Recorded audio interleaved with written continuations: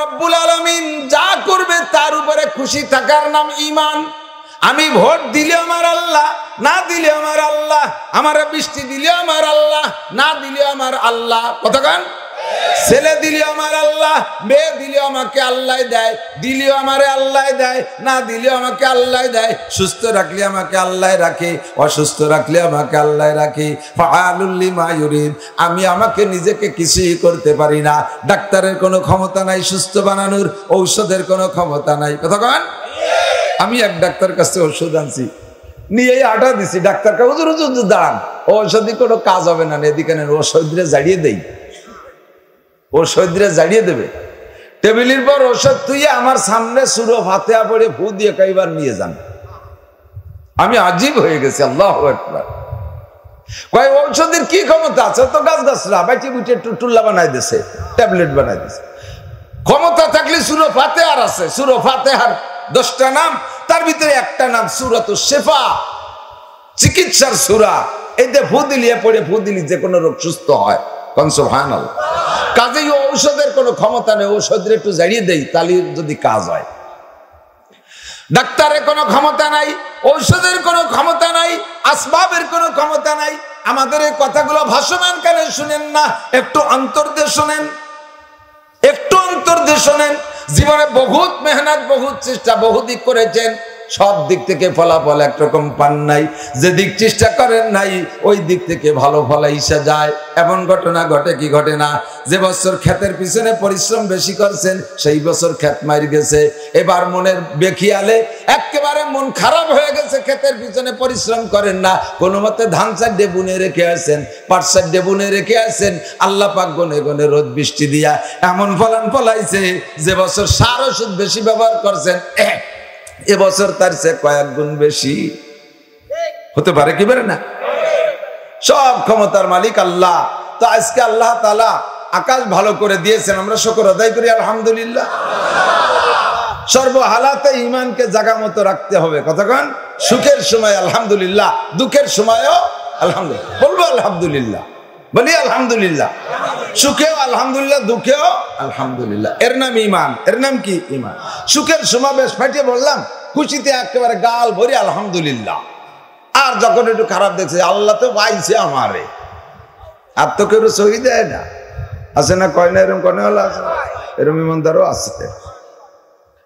আল্লাহরে বড় বড় গালিও কয়টা মারি দেয়, আল্লাহকে থাবড়ায় দাঁত ফেলাই দেয় গাদা। আল্লাহ পালো কি? আল্লাহ এত বৃষ্টি দেয়, আল্লাহ মোটেও দেয় না কে? এ খালি আল্লাহর পর কে? আল্লাহকে তুই নামাজ পড়িস রে কাক?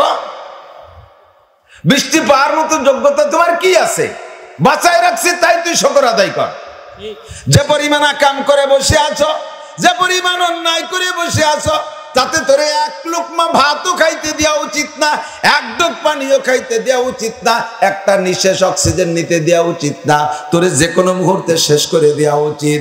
যত প্রকার অন্যায় করছো, সাহেবুল বাইতে আদরা বিমা ফিহে, ঘর বলাই জানে ঘরের মধ্যে কি আছে।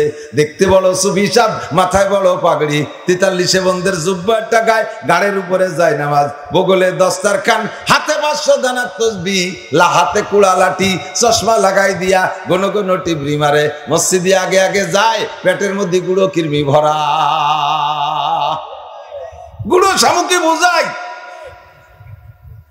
তালার হাটেতে, জোগাড়ির হাটেতে মেহগুনি গাছ কিনে নিয়ে আইছে, নিজের বাড়ির মধ্যেই লাগাচ্ছে, গাছের গোড়া বাড়ির ভিতরে, পাশের বাড়ির দিকে মাথা কাট করে দিছে।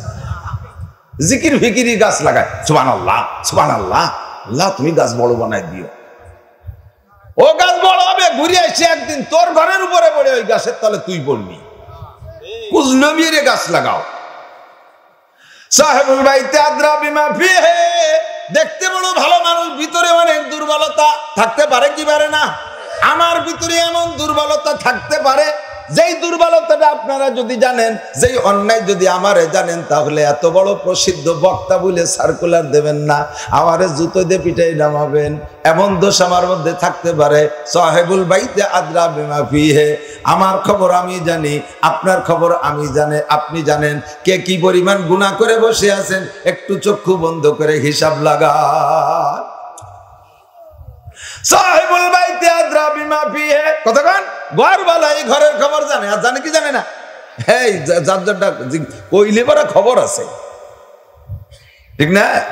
একবারই এক লোক মানে কুলাঙ্গার টাইপের, বিয়ে শাদী করে নাই, মা বাপ কেউ নাই, ভাই বোন কেউ নাই, ছেলে মেয়ে কেউ নেই, একা মোটামুটি ভালো কামাই রোজগার যা করে টরে খাইয়ে দাইয়ে ওই হাট বাজারে সব নষ্ট বষ্ট করে চলে আসে। আর বসবাসের জন্য এখান ঘর বানাইছে খুব ডাটের।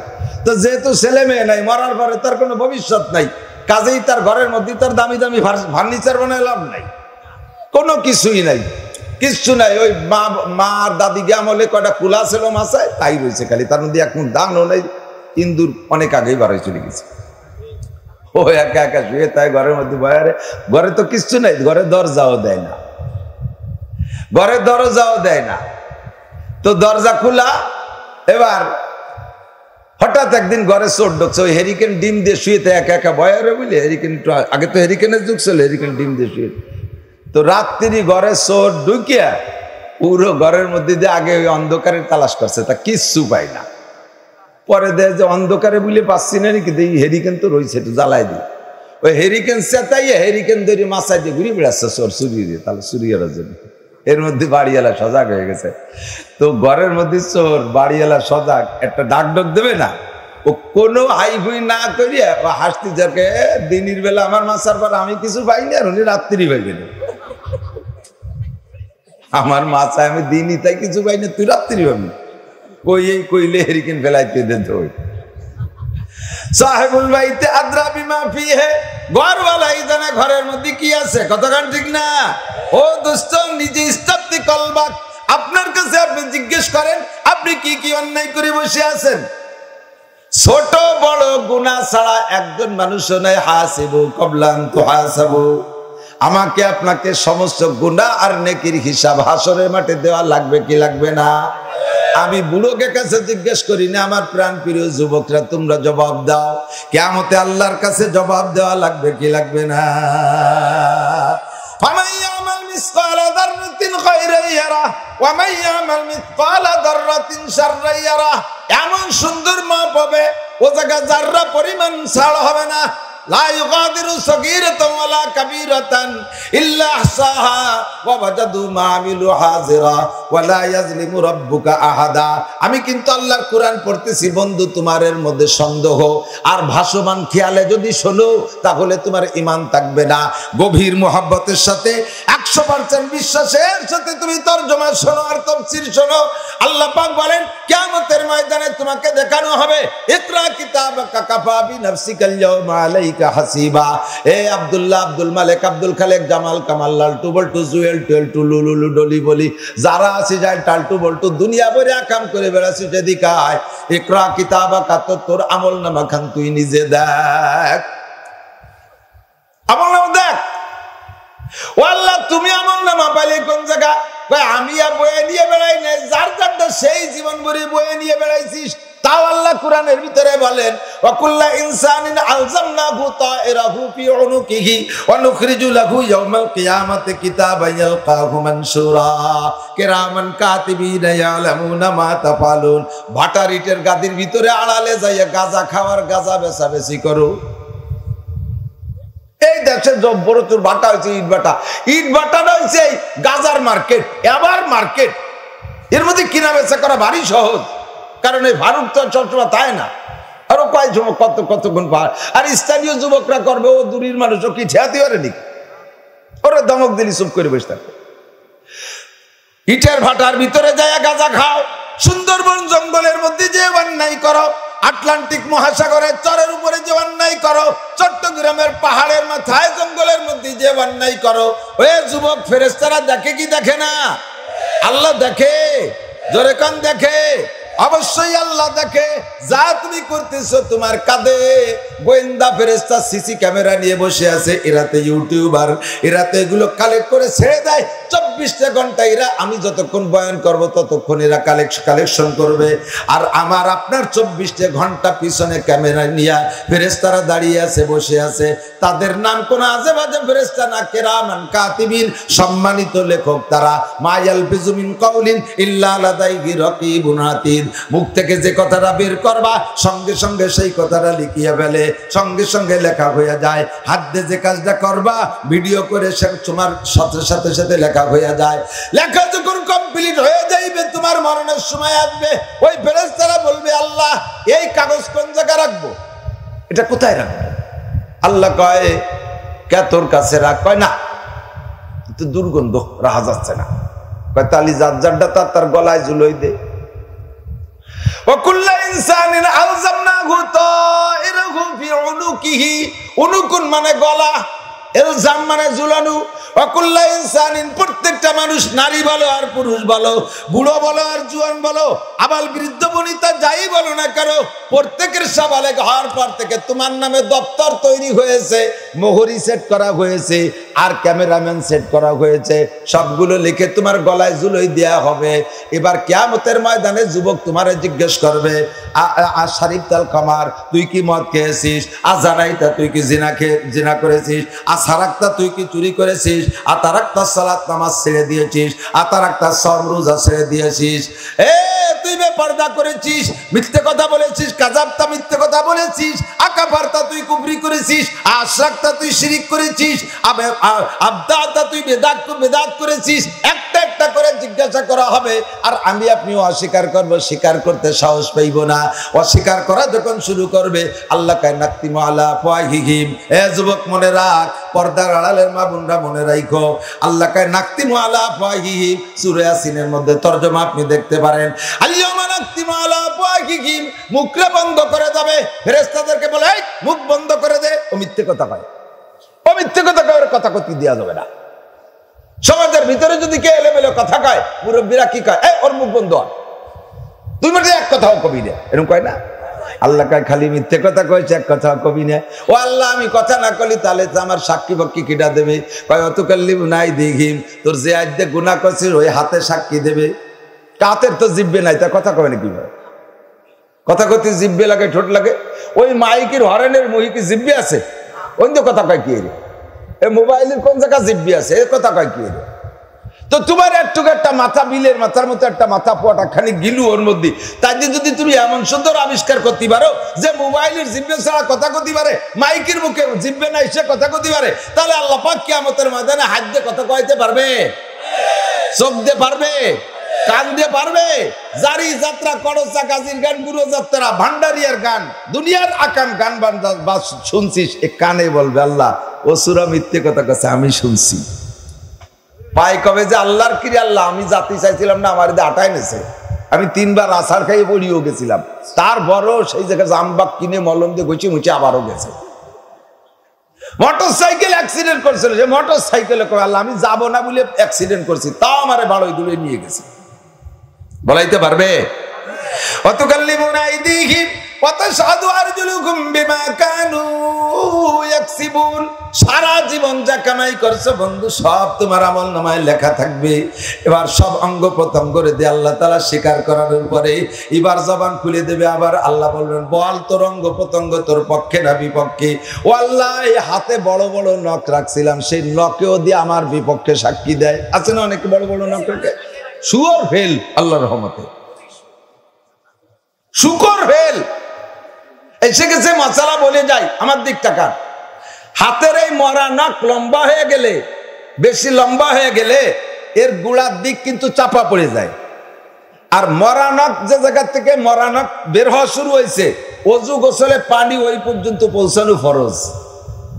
আপনার হাত পার নখ লম্বা হয়ে গেছে, কাটেন না, কাটলি বেডঙ্গা হয়ে যাবে বিদায় কাটেন না, ওর নিচে পানি যাওয়া ফরজ ছিল, সে জায়গা আপনি খেলাল করে পানি পৌঁছান নাই, অজু বানায় নামাজ পড়ছেন, আপনার সারা জীবনের নামাজ বাতিল যতদিন নখ না কাটলেন। তোর নখে সাক্ষী দেবে, তোর চোখে সাক্ষী দেবে, অঙ্গ প্রত্যঙ্গে সাক্ষী দেবে। এবার তুমি মুখ দিয়ে বলবা আল্লাহ চুল রে এত ডাটের করে কাটাইছি, ফ্রান্স কাটিং, কি কাটিং? নেইমার কাটিং, আর জন্য কিরা কিরা মেসি কাটিং, পেসি উনি মেসি কাটিং এর চুল কাটছে, অপু কাটিং, গোড়া কাটিং, মোরগ কাটিং, সোর কাটিং, বাদামি কাটিং, এইভাবে কাটিয়ে এনেই কিছু মদ্দাসের নেজের মতো এরকম করে রায়, বুঝছে? দেখলি বোঝা যায় যে ওটা আন্তর্জাতিক খ্যাতি সম্পন্ন উড়োইছে বাদামিয়া কতক্ষণ। ও নিজেও ভালো মানুষের সামনে যে বেশিক্ষণ দাঁড়ায় না। ও বোঝে যে আমার এরা ফাজিল মনে হচ্ছে, আমি খারাপ, তারপরে আবার 150-200 টাকা দিয়ে ওই কাটায়, ঠিক না? তোর চুলি সাক্ষী দেবে, চুলি বলবে আল্লাহ, তুমি বলবা আল্লাহ এই চুলরে এত ডাট করে সাজাইলাম আমি পয়সা দিয়া, সেই চুলও আমার বিপক্ষে, চোখরে আমি সাথ দিয়েছি, চোখ আমার বিপক্ষে, হাতরে আমি আনন্দ দিয়েছি, হাত আমার বিপক্ষে। ও আল্লাহ আমি যাব কোন জায়গায়? আল্লাহ এরা সবাই আমার বিপক্ষে মিথ্যে কথা কইতেছে। আল্লাহ কা এবার তা বলে প্রমাণ হয়ে যাক, তুই যা করেছিস, ওরা যা সাক্ষী দিয়েছে সব আছে না নাই, তোর আমল নামা তুই খুলে দেখ। আপনি দেখে বলবেন, চোখটা বড় হয়ে যাবে, আপনি বলবেন লা ইগাদিরু সগীরাতা ওয়ালা কাবীরাতান ইল্লা আহসাহা ওয়া ওয়াজাদু মা আমিলু হাজিরা। হে আমার যুবকরা, তোমরা তাকাও, বুড়োরা ভালো হয়ে গেছে, এমনি সব বুড়ো মনীষী হয়ে গেছে, কারণ আকামের বল নাই। তো আকাম করবে কি দিয়ে? আস্তাগফিরুল্লাহ, তওবা করছে, আর জীবনে জিনা করবো না। আপনার বয়স কত? 85। করবেন না কাকা, ডায়াবেটিস হয়েছে, এই জন্যই তওবা। বারহাল এই বুড়ো বয়সেও যদি যে কারণেই হোক তওবা যদি করে, বুড়ো মানুষ ব্যাগটাইয়া কান্দে দিলি আল্লাহ পাক লজ্জায় তার সব গুনাহ মাফ করে দেয়। এটুকু তো শোনা দরকার, ভয় নাই, থাকেন। তবে ভালো হতে হবে যুবকদের, তোমার এখনো এনার্জি আছে, আকামের শক্তি আছে, রাস্তায় রশি টেনে মোটরসাইকেল কেড়ে নিতে পারো, গাছ কেটে বেলাইয়া প্রাইভেট কার ডাকাতি করতে পারো, যত প্রকার অন্যায় আছে তা তোমরাই করতে পারো। বিবাহ অনুষ্ঠানে বক্স ডেক্স তোমরাই বাজাইতে পারো, 50 কিলোমিটার বাইসাইকেল চালায় যাইয়া ঘোড়া দাবর দেখতে পারো, এগুলো তোমরাই পারো। আবার ইচ্ছে করলে 200 কিলোমিটার মোটরসাইকেল বাইসাইকেল চালাইয়া চরমুনায় যাইতে পারো, 3 ইস্তেমার মাঠে যাইতে পারো, এও তোমরাই পারো। কাজে ভালো মন্দ তোমাদেরটাই ধরা হবে, সব পুণ্যে সব ইবাদাতিল্লাহ, এবং তোমার পুরস্কারও বেশি তুমি যদি এই বয়সটারে কন্ট্রোল করতে পারো। আল্লাহ পাক নবী বলেন, নবী পাক বলেন, তোমাকে কিয়ামতের ময়দানে আরশে আজিমের নিচে বসাই দেওয়া হবে। তাআলাও ইয়া শাবাব তাআলাও, যুবকরা বুড়োরা থাকে এক পাশে, এক বুড়ো ভেস্তে যাবে না। আল্লাহর কসম, যদি একটা বুড়ো ভেস্তে যায়, বুড়োকে খবর আছে, এক বুড়ো ভেস্তে যেতে পারবেন না, ইনশাআল্লাহ যাওয়ার সময় যুবক হয়ে যাবেন। নবী পাক তামাশা করে এক বুড়ি দিয়ে কইতেছে, বুড়ি তুমি কান্নাকাটি করো, হুজুর অন্য যত বেচতে যাবো। হুজুর কয় বুড়ো মানুষ একটা বেচতে যাবে না। এই বুড়ি আহমারে তাহলে আমি বুড়ো কালে কলেমা বুড়ি কি হলো তাই? পরে হুজুর সান্ত্বনা দিচ্ছে, যার সময় তুমি 30 বছরের যুবতী হয়ে যাবা। আল্লাহু আকবার। শাবুন নাশা ফি ইবাদাতিল্লাহ, এ যুবক, যৌবন কালটারে কাজে লাগাও, আরশে আজিমের নিচে বসতে পারবা। চাহিদা আছে, বসার নিয়ত আছে, কেন বসবেন না? এখনই, এখন তো শীতকাল আসে নাই, যতটুকু মোটামুটি হালকা ঠান্ডা, আর গরম বড় গরম কেটে গেছে। এই গরমেই তাই যদি আকাশ পরিষ্কার থাকে, প্রখর রৌদ্র হয়, 2 ঘন্টা রৌদ্রের মধ্যে থাকতে কামসারা হয়ে যায়। আর মাথার 4 আঙ্গুল উপরে সূর্য, পায়ের নিচের জমিটা পুড়ে লাল টকটকে তামা পোড়া লাল, কর্মকারের দোকানের লোহা পোড়ার মতো। ওর পর দাঁড়ায় থাকবেন, উপরে সূর্য। বলেন তো কেমন লাগবে? কেমন লাগার মতো লাগবে? আল্লাহর কসম, এর ভিতরে যারা পরিমাণ সন্দেহ করেন না, বিলকুল সন্দেহ করেন না, পরিস্থিতি এমনই হবে। আরে ফাসাউফা তারা ইদান কাশাবাল গুবারো আবারাসুন তাহাতা রিজলিকা আমহামারো।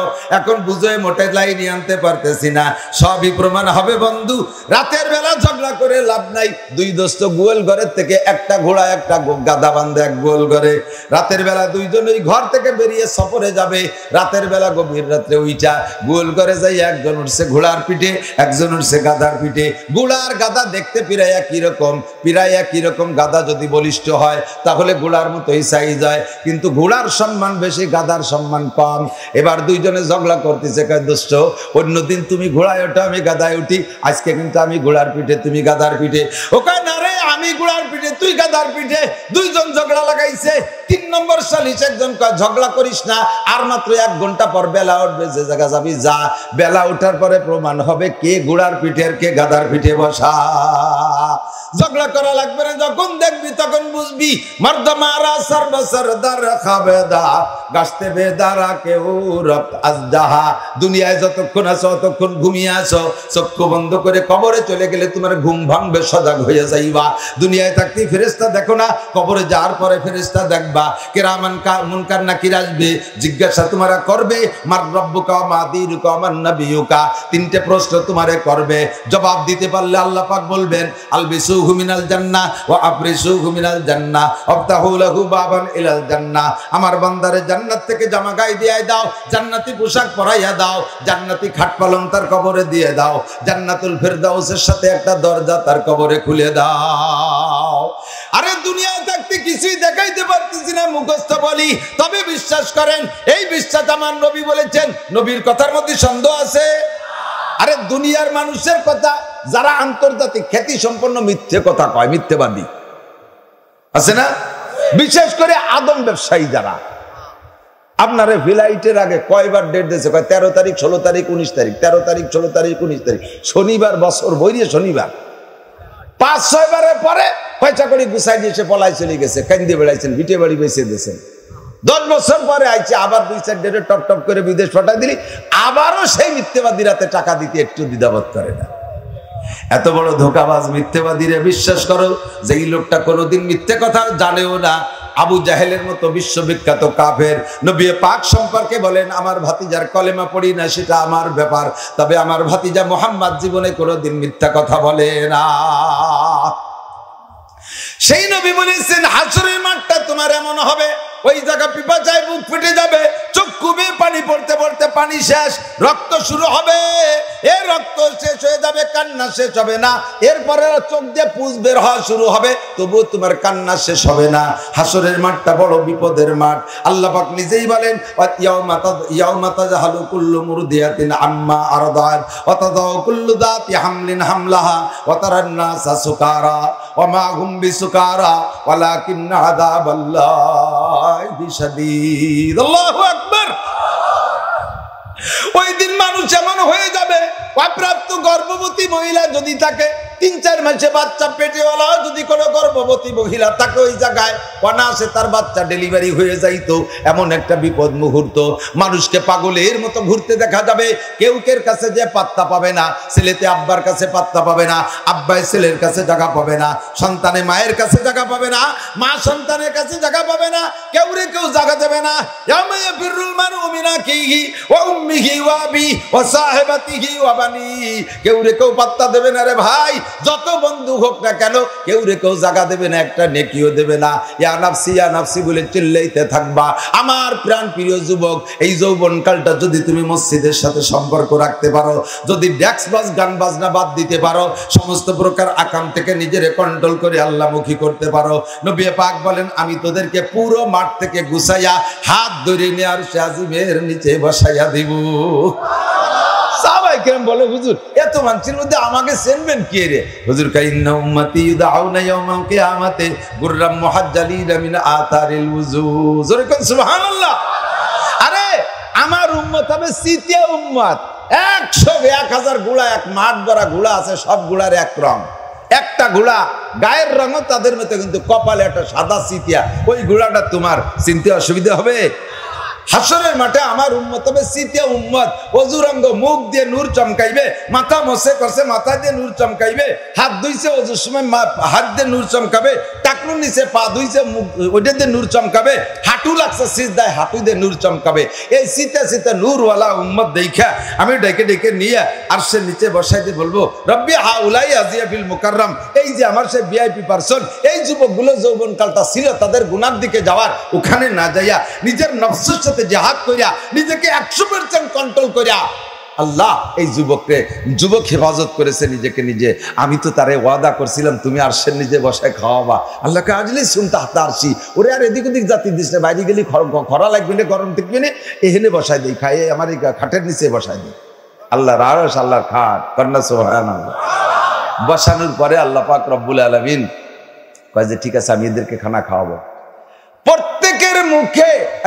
প্রত্যেকের মুখে আল্লাহ তাআলা জান্নাতি রুটি আর জান্নাতের মাছের কলিজা, তাও পুরো কলিজা না, জিয়াদাতু কাবিদিন মিনাল হুদ, একটা জান্নাতি মাছের কলিজার এক পাশে একটু টিউমারের মতো বড় হয়ে গেছে, ওই টুকরে কাটিয়ে বুনা করিয়া সমস্ত জান্নাতীকে যারা আরশের নিচে জায়গা পাবে প্রত্যেকের মুখে আল্লাহ তাআলা একবারে লুকমা বানাইয়া উঠাই দেবে। আল্লাহ রাতের খানা কার হাতের? খাইতে মনে চাচ্ছে না? তালি দাঁত মাইজে ফেলতে হবে। গাজা খালি গাজার গন্ধ থাকলে দেবে না আল্লাহ, বিড়ির গন্ধ গালে থাকলে আল্লাহ হাত দেবে না, সিগারেটের গন্ধ গালে থাকলে আল্লাহ হাত দেবে না। মুখে যদি সুদ ঘুষ খাওয়া টাকার পচা গন্ধ থাকে তাহলে কিন্তু আল্লাহ হাত দেবে না। মিথ্যে কথা বলার অভ্যাস যদি থাকে, মুখে গন্ধ হয়, তোমার আল্লাহ তাআলা গালে হাত দেবে না। এই সবগুলোর থেকে তওবা করো, গালটা ফ্রেশ করো। যুবক যৌবন কালটা কাজে লাগাও।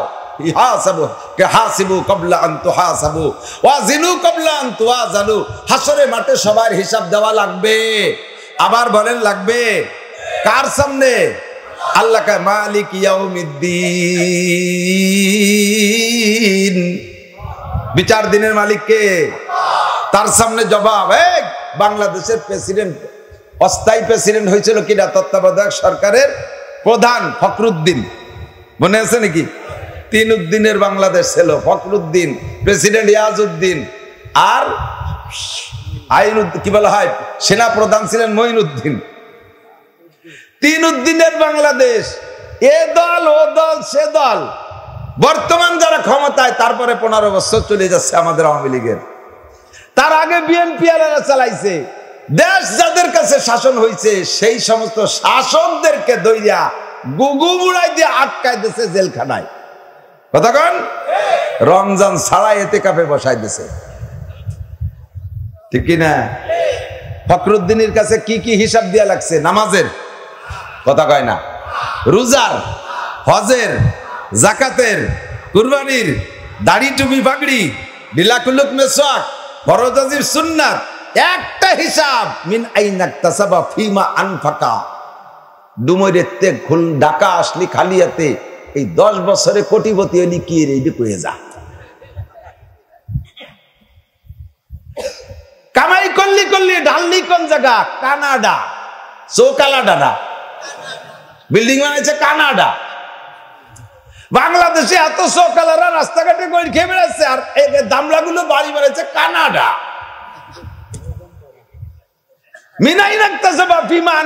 কামাই করলি বাংলাদেশের গরিবের মুখের থেকে কাড়িয়ে নিয়া ট্যাক্স ভ্যাট এটা ওটা করে প্রধানমন্ত্রী কত কায়দা করে কামাইয়ের পথ করছে, এগুলো লুটে বুটে নিলি আর নিয়ে ডাললি কোন জায়গায়? India, Singapore, Canada, London. এই একটা হিসাব দিয়ে যা। ফখরুদ্দিন তাই চাইছে খালি, ঠিক না? ও হিসাব আপনাকেও দিতে হবে। ওয়ান মালিহি মিনাইনাক তাসাবা ফিমা আনফাকা। মাল থেকে কামাই করেছে, কোথায় খরচ করেছে কয়ে দাও, জবাব দেওয়া লাগবে। এটাও আল্লাহর কাছে 4 প্রশ্নের এক প্রশ্ন, কিন্তু আল্লাহর কাছে আরো বহুত প্রশ্ন আছে। ফখরুদ্দিনের কাছে এক প্রশ্নের জবাব দিতে যাইয়া প্রধানমন্ত্রীও জেল খাটছে, বিরোধী দলীয় নেত্রীও খাটছে। কথা বলে খাটছে কি কাটে নাই? নেতারা প্রায় জন জেল খাটছে একটা প্রশ্নের জবাব দিতে। সেও মানুষ, এও মানুষ। তারে একসময় তোমরাই শাসন করছো, আর আজকে তার কাছে শাসিত হইয়া প্রশ্নের জবাব দিতে যে সবাই প্যান্ট গরম হয়ে গেছে, পায়জামা ভিজে গেছে পেশাব করিয়ে দিয়া, পলাইয়া সেরি কুল পায় না, হিজরত করছে ইন্ডিয়া, মহাজরে ইন্ডিয়া। কতক্ষণ?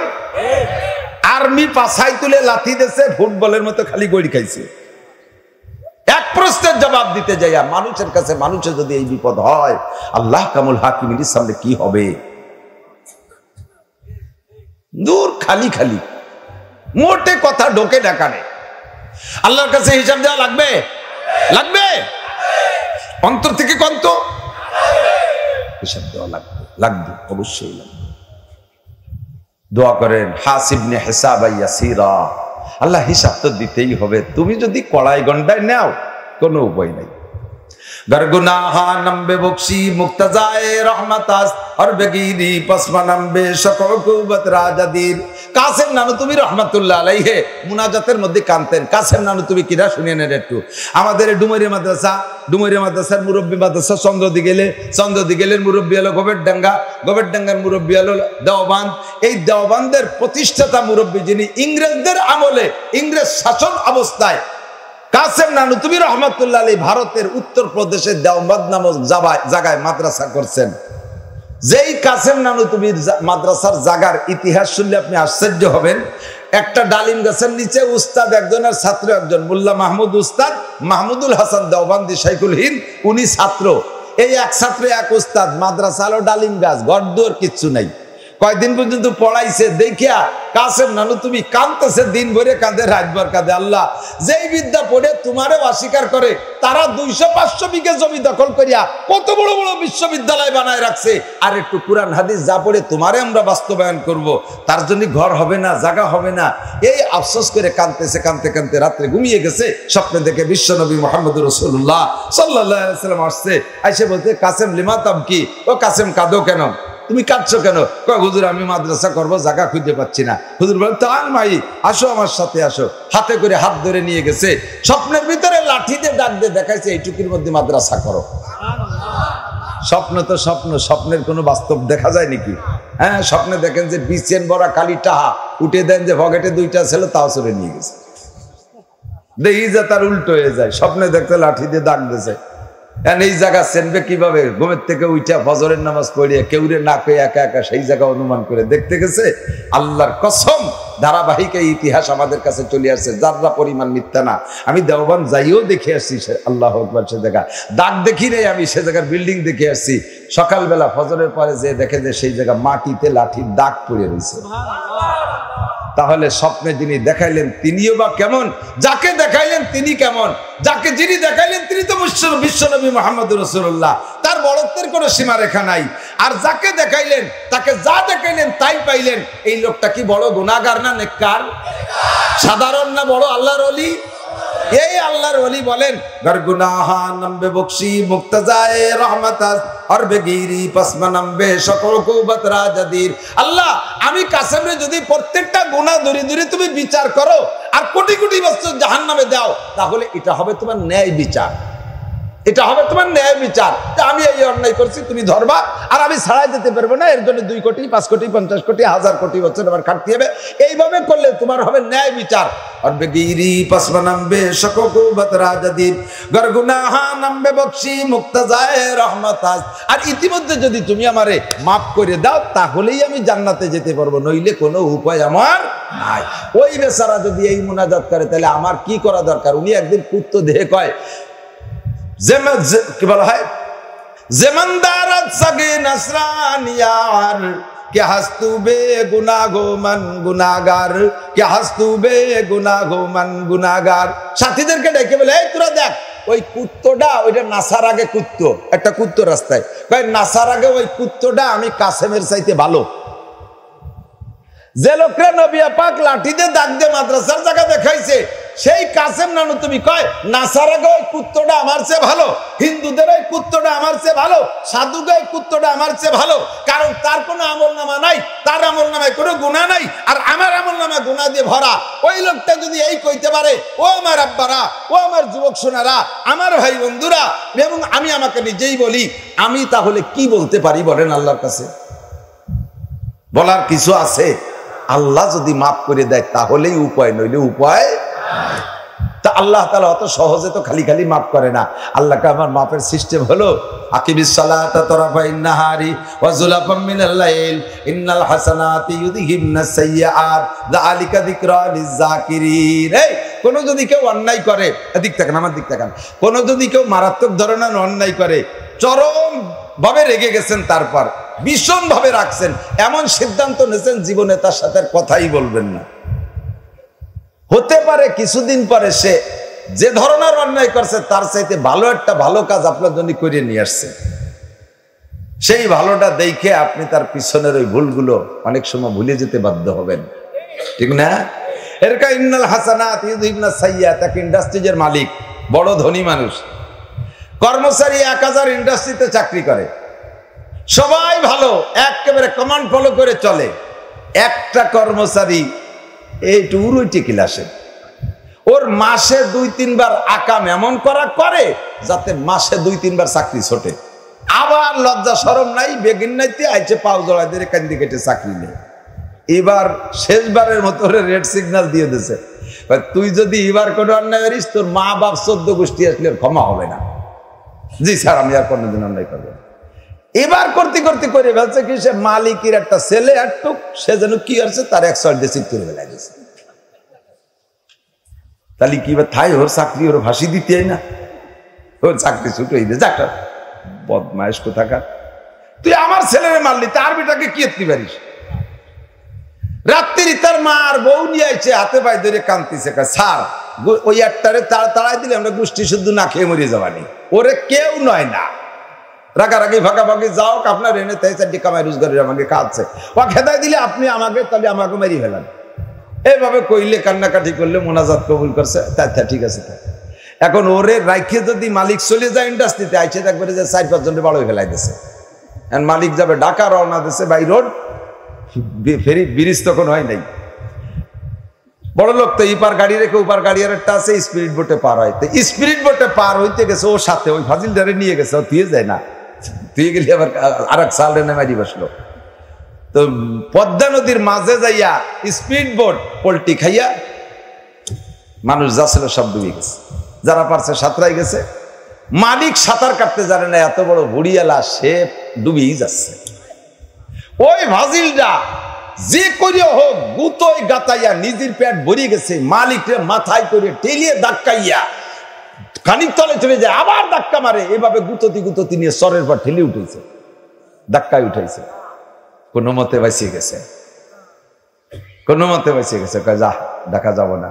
আর এক স্পিড বোট আসছে, উঠে ব্যাকে এসে বাড়ি এসে ঠেসে ঠুসে পেটের পানি কমাই টুমাই মোটামুটি সুস্থ হইয়া আইসা সমস্ত কর্মচারীকে ডাকে কয় কি, এই ফাজিলটা আজকের থেকে আমার ইন্ডাস্ট্রিজের সেকেন্ড ম্যান, এইটা আমার পরেই ওর দায়িত্ব, ওর বিগত জীবনের সব গুনাহ মাফ, ও আজকে সাথে না থাকলি আমি তো মরছিলাম, আর তোকে মতো আর এক অফিসার নিলি তো তোরাও সাঁতার কাটতে জানিস না, দুনিয়াই জড়াদড়িরে মরতাম, ওই ফাজিলটার সাথে ছেলে বলে বেঁচে আছি, কতক্ষণ ঠিক না? এমন উপকার যে করে তার বিগত গুনাহ মাফ হয়ে যায় কি যায় না? সব অন্যায় মাফ করে দেয় আল্লাহ তাআলা, কতক্ষণ? ও দোস্ত, আমার যুবক, অন্যায় করেছো, অনেক হাজার অন্যায় করেছো, আমিও করেছি, তুমিও করেছো, আল্লাহ পাকের শানে এমন একটা ভালো কাজ করে তুমি দেখানোর সিদ্ধান্ত নাও, যেই একটা ভালো কাজে আল্লাহ পাক বিগত জীবনে সব গুনাহ মাফ করে দিতে পারে। আল্লাহ কয় সেইটা কি তুই জানিস না? ওটা আমি জানি। ইন্নাস সালাতা তানহা আনিল ফাহশাই ওয়াল মুনকার ওয়ালা যিকরুল্লাহি আকবার। উতলু মা 21 নম্বর পারার প্রথম আয়াত, উতলু মা উহি ইলাইকা মিনাল কিতাবি ওয়া আকিমিস সালাত। আমি আমার কিতাবের ভিতরে, কোরআনের ভিতরে যা আয়াতগুলো নাজিল করেছি ওগুলো তিলাওয়াত করো। উতলু মানে তিলাওয়াত করো, উতলু মানে মজা পাচ্ছে না। কোরআন শরীফ পড়েন, কোরআন শরীফ পড়েন, জীবনে কত কিছু শিখলেন।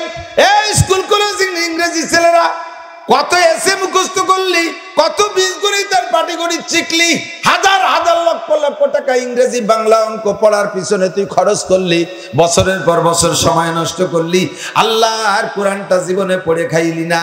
আল্লাহর কোরআনে যে মজা, এই মজা দুনিয়ার কোনো তাই নাই। অবি তাকরারে তুলাতে লাম ইয়ামুল, যতবার পড়বা অতবার নতুন মজা অনুভব করবা।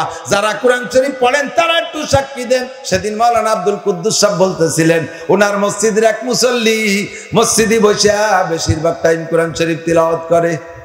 লোকটা ইংরেজি বড় শিক্ষিত, একজন অফিসার, একজন প্রফেসর, খুলনা বিশ্ববিদ্যালয়ে একজন টিচার। ভদ্রলোক বসে বসে কোরআন শরীফ পড়ে। উনি যা বলছে, স্যার এত কোরআন শরীফ পড়েন কেন? হুজুর আমি তো আপনাদের মতো পড়তে পারি না, যে দিন থেকে কোরআন শরীফ পড়া শিখেছি সেই দিন থেকে চেষ্টা করি, আল্লাহর রহমতে সেই থেকে আমি এ পর্যন্ত 30 খতম কোরআন শরীফ পড়েছি। এবার উনি বললেন, স্যার দুনিয়ার কত বই পুস্তক পড়েন, একটা বই কি এতবার পড়ছেন? কয় হুজুর একটা বইকে একের থেকে 2 বার আমি কোনোদিন পড়ি নাই, দ্বিতীয়বার পড়তে শুরু করলে আমার বিরক্ত লাগে, মনে হয় যে এত জানি তা কি জন্য পড়বো। তাহলে কোরআন শরীফ এতবার খতম দিলেন, একবার খতম দেওয়ার পরে কি মনে কখনো কয় যে আর কোনোদিন পড়বো না? কয় হুজুর খতম শেষ হওয়ার পরে মনের ভিতরে ওই সময় জ্বালা শুরু হয়ে যায়, আবারও আমি সূরা বাকারা শুরু থেকে কিছু দূর পড়িয়া তারপরে আমি বন্ধ করি, শেষ হইতে না হইতে শুরু করে দেই। অবিতাকরারে তুলাতে লাম ইয়ামুল, ওরে কোরআনের ভিতরে এমন মজা, জীবন ভরে তিলাওয়াত করলে এর মজা শেষ হয় না। কতক্ষণ? মমতাজের গান শুনছো, গাইছো, কতদিন ভালো লাগছে, কত গান গাইছো, কত গান গাইছো, শুনছো, ভালো লাগছে। এবার কিছুদিন পরে কি আর সেই গান শুনতে মনে চায়? কন যদি কাই মুখটা ফাটতে যায়, গাইয়ে উঠলি কয় আয় তোর লাত হয়ে তোর মুখ ফাটাই বেড়াই দিল 6:30। ওই ছাতা আবার গাচ্ছি, ও আর কতদিন চলবো রে? 5-10 বছর শোনার পরে আর মুখটা ফাটতে যায়, শুনতে মনে চায় না। কিন্তু ইমাম সাহেবের পিছনে সুরে ফাতিহা শুনতেছেন ন্যাংটা থাকতে, এমনকি ইমাম রে কোন করে দিন যে হুজুর ও আর কতদিন পড়বেন, একটু পাল্টাই উল্টোই পড়ে, এ কইতে মনে চায়। এবং ইমামের কণ্ঠ যদি সুন্দর হয় খালি শুনতেই মনে চায়, তাই না? প্রত্যেক আগের রেখাতে আলহামদুলিল্লাহ পড়ছে, কোন কোন জায়গার আয়াতের মধ্যে বেশি ভাস ছিল, শুনতে মজা লাগছিল, দ্বিতীয় রেখাতে অপেক্ষা করে সেই জায়গাতে সেই মজাটা নেব, ঠিক না? আলহামদুলিল্লাহি রাব্বিল আলামিন আর রহমানির রহিম মালিক ইয়াউমিদ্দিন ইয়্যাকা না'বুদু ওয়া ইয়্যাকা নাস্তাঈন ইহদিনাস সিরাতাল মুস্তাকিম সিরাতাল লাযীনা আন'আমতা আলাইহিম গায়রিল মাগদুবি আলাইহিম ওয়ালাদ-দাল্লিন।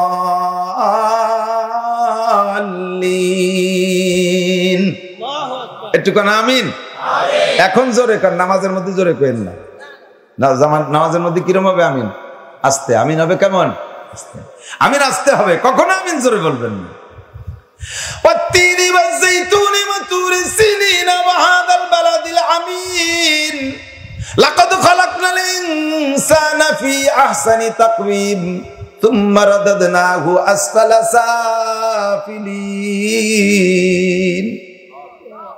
কুরআন শরীফ তো জীবন ভরে শুনতেই মনে চায়। মসজিদের মুয়াজ্জিনের আযান কি আর শুনতে খারাপ লাগে? ওয়াও জীবন ভরে ভালো লাগে। আল্লাহর নাম যেখানে আছে, নবীর নাম যেখানে আছে, আল্লাহর কালাম যেখানে আছে, তা জীবন ভরে ভালো লাগে, ঠিক কি না? যুবক একটু পড়া শেখ।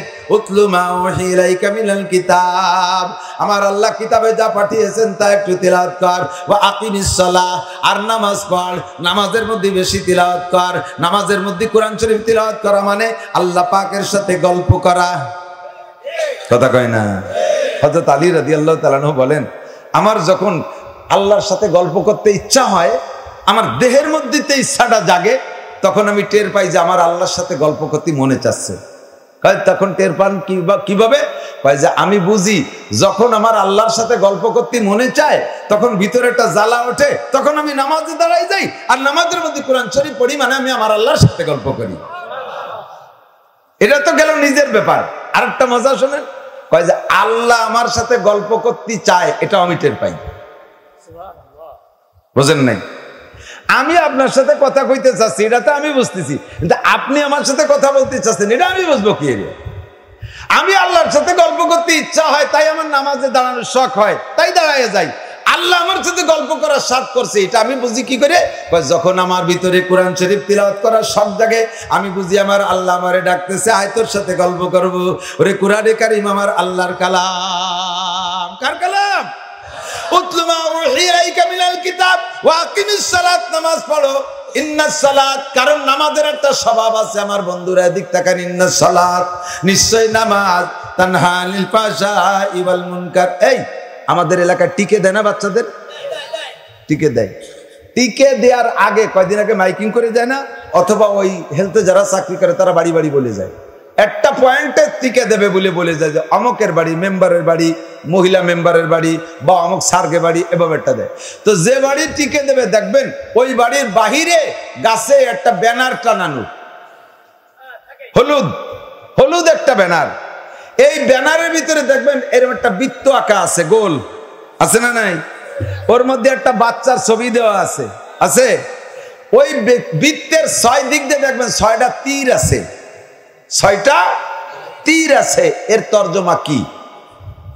এর তর্জমা হলো এই ব্যানারটা পৃথিবী, ব্যানারটা পৃথিবী।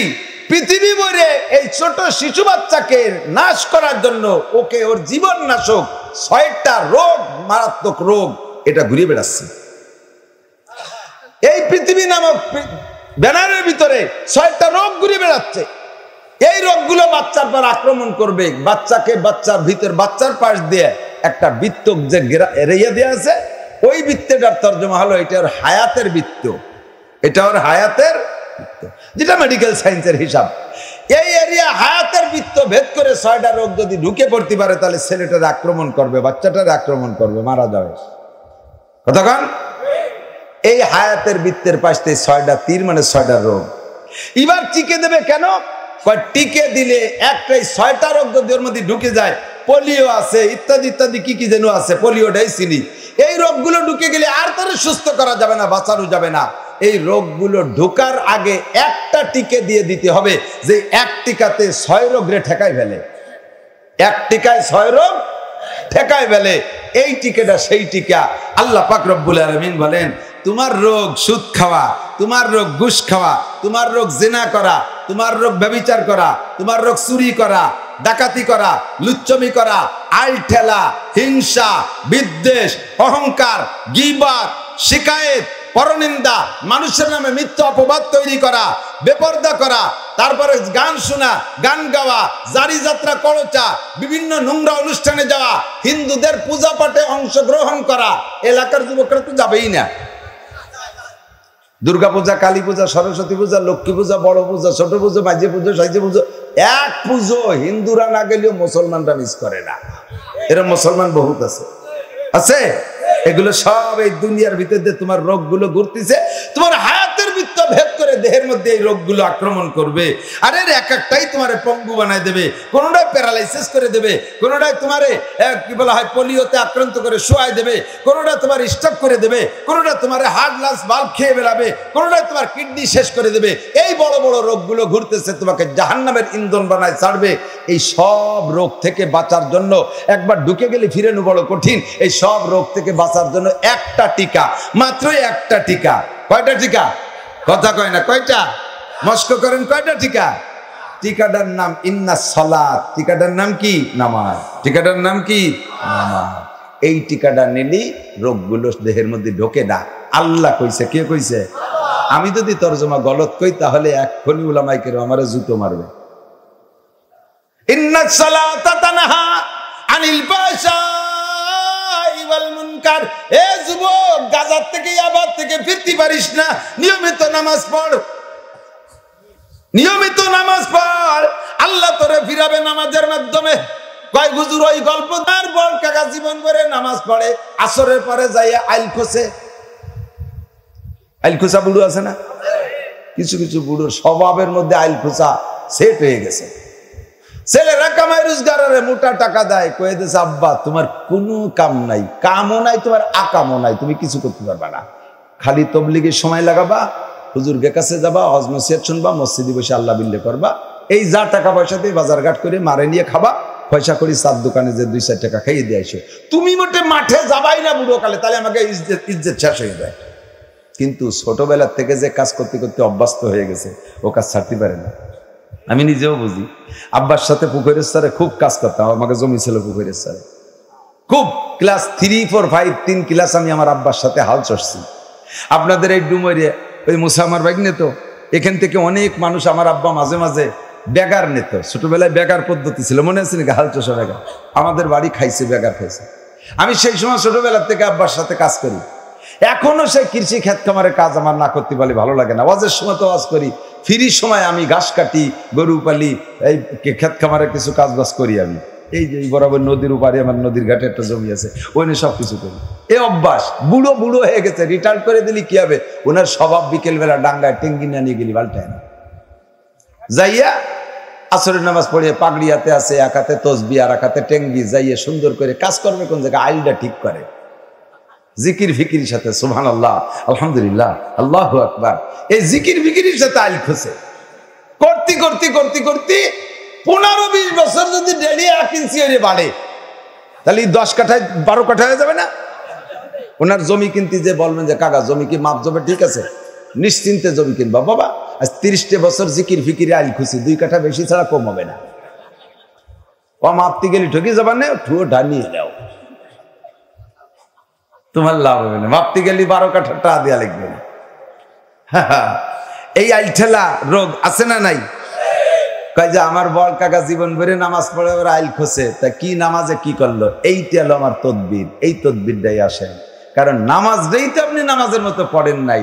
নামাজের নাম আরবিতে বলে আসসালাতু মিফতাহুল জান্নাহ, হাদিসটা জানা আছে না অনেকেরই? বলেন আসসালাতু মিফতাহুল জান্নাহ, নামাজ বেহেশতের চাবি। আরেকটা হাদিস, আর হাদিসের আরেকটা শোনেন, ওয়ালিকুল্লি মিফতাহিন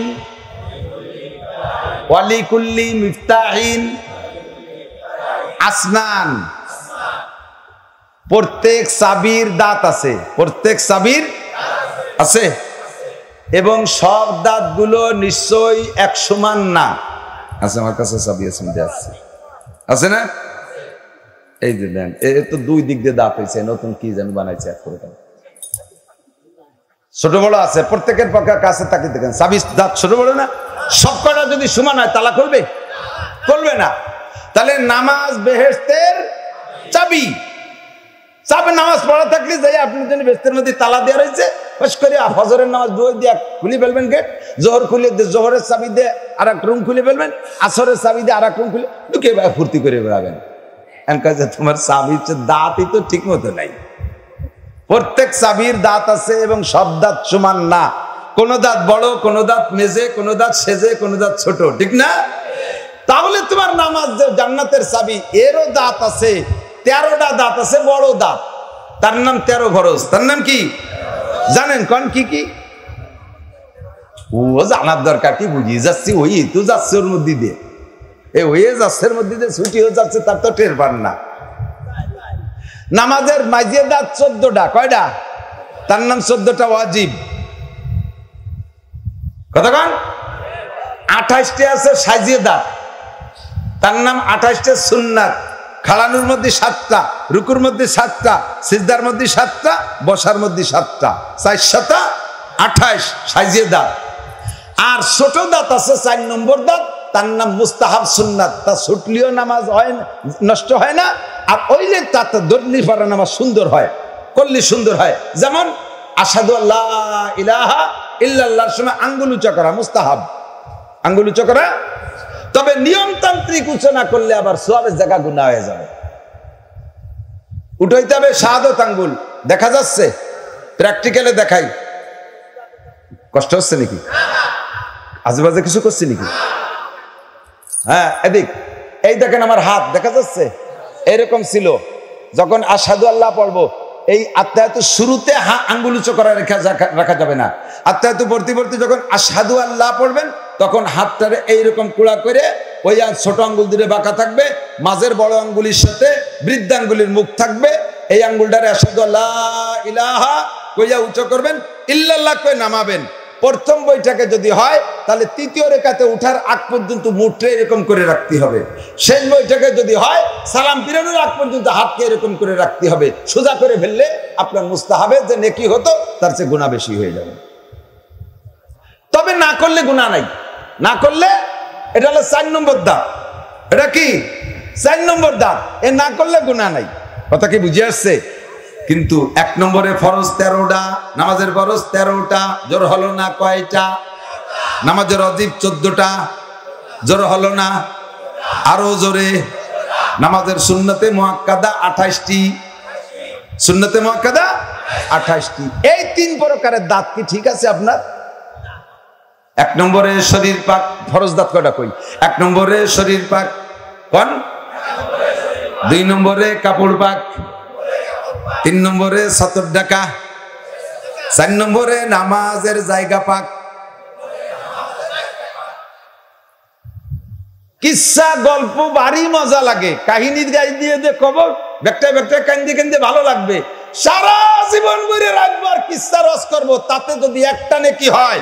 আমার এই একটা মাসালার বিনিময়ে ক্বালা মুহাম্মদুর রাসূলুল্লাহ সাল্লাল্লাহু আলাইহি ওয়াসাল্লাম মাজলিসু ফিকিন খায়রুম মিন ইবাদাতি 60 সানা, একটানা লাগাতার 60 বছর নফল নামাজ আর নফল রোজা রাখলে যেই নাকি, এর একটা মাসালা শুনলে তার চেয়ে বেশি নাকি।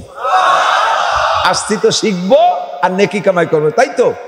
কিসসা হলো না, গল্প হলো না, কান্নাকাটি হলো না, বিদায় শুনবো না, মজা হলো না, আনন্দ দিল না, একটু আজে বাজে হুজুর অনেকটা কয়েতে হাসা হাসির জন্য তা করলো না, চল যাই বাড়ি যাই, কপাল তোমার পড়ছে জম্মের পোড়া। এই জরুরি বয়ান সব দিন আসে না। আল্লাহ আজকে আমার কথা জবানে আইনে দিয়েছে, আমি নিজে খুশি হচ্ছি। কষ্ট হচ্ছে আপনাদের? শিখবেন তো ইনশাআল্লাহ। 1 নম্বরে শরীর পাক, 1 নম্বরে পেশাব করছেন, ডিলা ব্যবহার করেন নাই, খালি পানি দিয়ে 2 হাঁটছেন, 2 কদম হাঁটার পরে 2 ফুট পড়ে গেছে, হতেই পারে।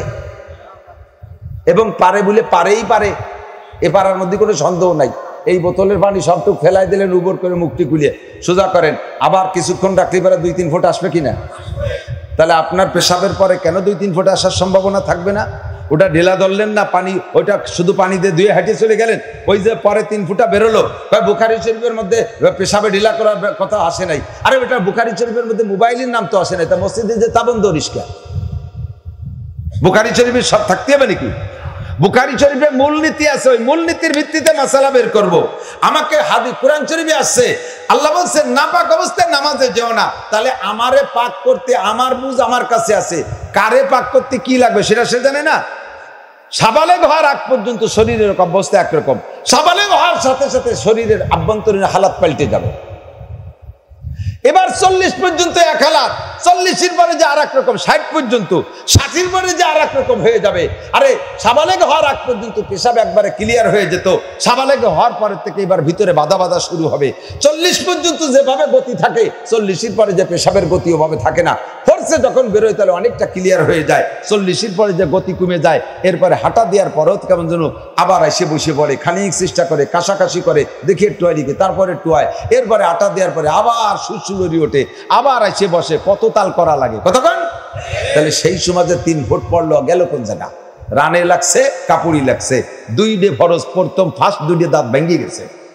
1 নম্বরে শরীর নাপাক, 2 নম্বরে কাপড় নাপাক। মহিলাদের পেশাবে ঢিলা ব্যবহার করা লাগবে না, আল্লাহ তাআলা তাদের একবারে ক্লিয়ার করে দেয়। আর পুরুষের পেশাবে ঢিলা ব্যবহার করা লাগবেই লাগবে। নামাজ পড়ো জীবন ভরিয়ে, জায়গায় বসে পানি দিয়ে ধুয়ে হাঁটি এসো, বুড়ো মানুষ একটু টিসি কুন্তি পারো না? বিড়ি কেন 20-22 টাকা দিয়ে 1 প্যাকেট, সিগারেট কেন 25-30 টাকা দিয়ে, আরে 20 টাকা দিয়ে একটা টিস্যু পেপার কিনলে একজন মানুষের পেশাব এবং পায়খানায় 1 মাস হয়ে যায়। এইটাকে আল্লাহ তাআলা রং রূপ পাল্টাইয়া এই কুলুককে কিয়ামতে নেকির পাল্লায় উঠাই দেবে। সহিহ হাদিস, কোনো সন্দেহ নাই, ডবল লাভ। তাহলে ডবল লাভ। আপনি ওযুটা পেশাবের আগ পেশাবটা সুন্দর করে করেন, শরীরটারে পাক ঠিক করে করেন। আমার মারা, আমার মা বোনরা, মহিলা মাদ্রাসা, আগে তো এলাকায় মাদ্রাসা ছিল না, পুরুষ মাদ্রাসা। আমি ডুমুরি মাদ্রাসার ছাত্র, কিন্তু হাফেজ জামিল আহমদ সাহেব হুজুরের আমি ছাত্র, এখানে পড়ছি। হাফেজ শওকত সাহেব নলিয়েশ্বরের হুজুর ছিলেন উস্তাদ, আরো উস্তাদরা ছিলেন। কারি সাইদুল সাইদ সাহেব ছিলেন ডুমুরের। আমি হুজুরের কাছে কেরাত পড়ছি, উর্দু পড়ছি, আমি মাদ্রাসার ছাত্র। সেই সময় তো দেখছি কি হালাত। এখন আল্লাহর রহমতে হালাত অনেক পাল্টে গেছে। মহিলারা বোরকা চিনত না, মহিলারা অতটা বোরকা পড়তো না, রাস্তাঘাটে পাট বাস্ত বসে বসে। এখন মেয়েরাই মহিলা মাদ্রাসার ওসিলায় অনেক মাসালা শিখতেছে, অনেক মাসালা শিখতেছে। কতক্ষণ অনেক মাসালা, বোরকা পড়া শিখছে। ছোট্ট ছোট্ট বাচ্চাদেরকে কি সুন্দর বোরকা পরায় দেয়। বাচ্চারা যদি ফর্সা হয় আর বাচ্চা ছোট হয়, বোরকা পরে মুখ খোলা রাখে। বড়দের বোরকা পরে মুখ খোলা জায়েজ নাই, নাবালেগ থাকতে মুখ খোলা জায়েজ আছে। এই ছোট 8-7-8 বছরের বাচ্চারা, 5-6 বছরের বাচ্চারা বোরকা পরে হাঁটলে আপনি একটু ঈমান সে সাক্ষী দেন, দুনিয়ায় কোনো পোশাকে অত ভালো লাগে না বোরকা বলে ওরে যত ভালো লাগে। সত্য কথা না, আমি সত্য বলছি না? খালি দেখতে মনে চায়, কয় যে পেঙ্গুইন পাখির মতো হেঁটে যাচ্ছে, কেমন যেন একজাক্ট পেঙ্গুইন যাচ্ছে, খালি দেখতে মনে চায়, মজা লাগে। আর ওদের ব্রেনটা এত সফট, যা পড়ায় দেয় তাই মনে রাখে, যা পড়ায় দেয় তাই মনে রাখে। ছেলেরা 5 বছর লেগে যায় হেফজা পড়তে, আর মেয়েরা 1-1.5 বছরে হাফেজ হয়ে যাচ্ছে। কারণ ওকে তো ক্রিকেট নাই, ফুটবল নাই, টেনিস নাই, ফুটো বাড়ি বাড়ি নাই, জায়গায় বসে তাই আছে। তো ওই যে দেখলাম, ওই যে আজকে দেখলাম ফেসবুকে, কলেজের মেয়েরা বসে বসে এরকম বসে বসে সিগারেট খাচ্ছে। আল্লাহর রহমতে আমাকে মায়েরা সিগারেট চেনে না, আমাকে মায়েরা এগুলো বোঝে না। ওর ভিতরে মোবাইল রাখা সম্পূর্ণ নিষিদ্ধ, কোনো মোবাইল চলবে না। কাজেই তাদের ব্রেনটা এক জায়গায় থাকে, যা পড়ে তা মনে রাখে। আমার একটু মাইয়া, ছোট্ট মেয়েটা আমার সুলতান সেই মাদ্রাসায় পড়ে, 2 দিন 3 দিন কেবল মাদ্রাসায় গেছে। মাদ্রাসায় বাড়ি যাইয়া আমি বাড়ি চেপে অজু বানাচ্ছি, তো আমার অজু খুব দেখতেছে। আমি কই, আম্মু তুমি অজু পারো না, অজু শিখতেছো? কয় আমি অজু পারিনি, তোমার অজুর ভুল ধরতেছি। আমি কই, তুমি কি পাইছো ভুল? কয় তুমি 2টো ভুল করছো, তোমার অজুতে তুমি 2টো ভুল করছো। কি ভুল করছি? কয় যে 1 নম্বর ভুল করছো তুমি, অজুতে 3 বার কুলি করা সুন্নাত। কয়বার? তুমি 7 বার কুলি করছো আমি দেখছি। তা আমি বললাম, মা আমি তো পান খাই, পান খা, কুলি 3 বারে হয় না। তাহলে তুমি পানের কুলি আগে করো। কথা তো ঠিকই, অজুর জন্য 3 বারের জায়গায় 4 বার করলে সুন্নতের খেলাফ হবে। ওর কাছে আমি ধরা খেয়ে গেছি, ভাই তোমার পানের কুলি আগে করো, অজুর কুলি তুমি 3 বার করতে হবে। মা ঠিকই বলেছিস, আমি আজ থেকে এই ভুল স্বীকার করলাম। ওরা উজুরি শিখাই দিয়েছে, ও সেইটা ওর মনে রয়েছে। কতক্ষণ আর কি ভুল করছি? তুমি পায়ের আঙ্গুল খেলাল করতে এই হাতের বাম কেনি আঙ্গুল দিয়ে নিচের দিক দিয়ে, তুমি যে উপর দিক দিয়েও করলে আর বড় আঙ্গুল দিয়ে করলে, আমি যে আমার আঙ্গুল তো কুড়া কুড়া, এই জন্যই দুই দিক দিয়েই করা লাগে, বা আমি করছি নিচে দিও, কয় না তুমি এক দিক দিয়ে করবা। এই যে শিক্ষা আগের মেয়েরা জানতো না। এই সুলন বিটি বসে বসে যে চাষিরা মা চাষিরা একটু কোরআন শরীফ পড়তে পারতো, আমরা ছোটরা যাইয়া, মনে আছে নি মুরব্বীরা, এই সকালবেলা চাষি রুটি বানাতো বা গুড়ির যাও রানতো, রসের যাও রানতো, ওনাকে ভাসে বসে থাকতাম, উনটা বয় খেজুরি বাটি বিছাইয়া আনাকুম উনকুম ইনেকুম, এই লম্বা সিপারা এই যে একটু পড়াতো, তাতে যাও অত অত, কিন্তু তাতে কিচ্ছু হতো না, কোরআন শরীফের কিচ্ছু হতো না। 5-6 বছর ওই বিটির দ্বারা চুলোর বিটি ঘুরতে ঘুরতে সে আনা হয়ে গেছে, বিয়ে দিয়ে দিছে। কি হয়েছে? কোরআন শরীফ পড়তে পারে, পারে, কোরআন শরীফ একখান দিয়ে দিছে, একটু মোটা 40-50 পারা হবে, হ্যাঁ, জীবনও খুলিয়ে দেওয়ার শক্তি নাই। রমজান মাসে আবার কোরআন শরীফ পড়ে, 5-6 খতম পড়ে, খালি পাতা উল্টে, খালি পাতা উল্টে। এই যে ছিল মূর্খতার অন্ধকার, আল্লাহর রহমতে মহিলা মাদ্রাসার ওসিলায় মেয়েরা এগুলো শিখতেছে। মহিলারা মেয়েরা অনেক মাসালা জানে, বুখারী শরীফ পড়ে, বুখারী শরীফের রিডিং পড়ে, যা জীবনে কোনোদিন তোমরা স্কুল কলেজ ইউনিভার্সিটি আলারা একটা লাইনও পড়তে পারবে না ইনশাআল্লাহ, মাদ্রাসায় না পড়লে কোনোদিনও পারবা না। ওই বুখারী শরীফের রিডিং বা কোরআন শরীফ পড়লেও পারা যায় না, ওর কায়দা আলাদা, ওতে জের জবর পেশ দেয়া নাই, জের জবর পেশ দেয়া সারা আরবি পড়ে কি এরা, সেই আরবি ওরা পড়া শিখতেছে মেয়েরা, তারা মুহাদ্দিস হয়ে যাচ্ছে আল্লাহর রহমতে। এই মহিলা মাদ্রাসার ওসিলায় মেয়েদেরটা মেয়েদের শিখতে হবে। আমার মারা ভিতরে থেকে শিখাবেন, মেয়েদের সমস্যা আছে, মহিলা মাদ্রাসায় পড়ে কোরআন হাদিস পড়ে, কিন্তু এটা আইলসে হয়ে যায়। এই পরের ভাতে বেগুন দিয়ে খাতি খাতি বাবরচি আছে রান্না বান্না করে খাওয়ায়, এই কতি কতি শিয়ান হয়ে গেছে, বিয়ে দেয়, রান্না বান্না জানে না, শ্বশুর বাড়ি যে কয় না আমি মাদ্রাসা পড়ছি, আমি এখন রান্না বান্না করতে পারবো না, আমিও পড়াবো, এই লাগিয়ে যায়। শ্বশুর শাশুড়ির সাথে গ্যাঞ্জাম, কোনো কোনো খালি তালাক খায়। এই অন্যায় করো না। কোনো মহিলা মাদ্রাসায় বাবরচি রাখবে না, ওই মেয়েদেরকে দিয়ে পালাক্রমে রান্না হবে।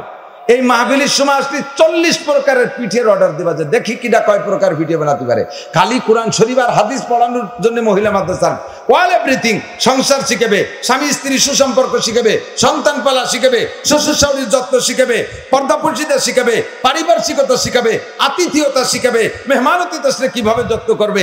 জীবন ভরে নুনদেরা বেড়াতে আসবে, একটা নুনদের সাথেও দেখা হবে না, অথচ তাদের যত্নও কম হবে না। সুন্দর করে রান্না বান্না করে নুন দেখে বলবে দুলো ভাই আপনি একটু বাহিরে যান, আমি কাছারিতে পৌঁছে দেই, বললে সে নিশ্চয়ই বাহিরে যেতে বাধ্য হবে, যে সে যেহেতু পর্দা করতে চাচ্ছে আমি তার পর্দা নষ্ট করব না। বাইরে চলে যাবে, আর খাবার রুমে খাবার দিয়ে আসবে, দরজা মিশিয়ে দিয়ে আসবে, আপনি এসে পাশে আটকাই দিয়ে বলবেন দুলো ভাই খাবার দিছে আপনি খান।